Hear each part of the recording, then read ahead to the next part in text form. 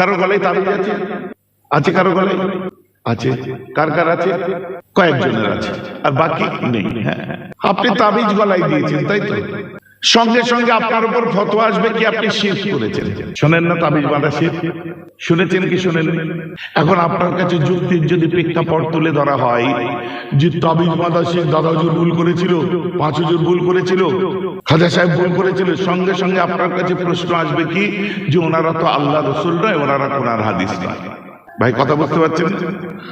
আপনাকে পরিষ্কার কথা বলে দিচ্ছি, তাওয়িজ, আমরা তাবিজ তাবিজ করি বাংলায়। তাওয়িজ মানে পানা চাওয়া, আর তাওয়িজ ইলাল্লাহ, আল্লাহর কাছে পানা চাওয়া।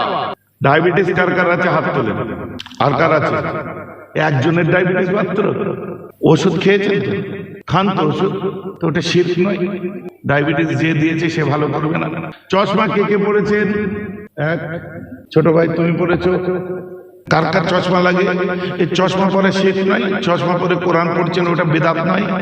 কারণ আল্লাহ নূরুস সামাওয়াতি ওয়াল আরদ, জমিন আসমানের আলো দেনে ওয়ালা, আপনিও বলেছেন তো, জমিন আসমানের আলো দেনে ওয়ালা আল্লাহ। তো আপনি আবার চশমার পাওয়ার লাগাতে গেছেন কিসের জন্য? চশমা খুলে বলেন না আল্লাহ জ্যোতি দেন, আমি দেখবো। চশমা কেন পড়েছেন? ওটা তো শিরক হয়ে গেছে।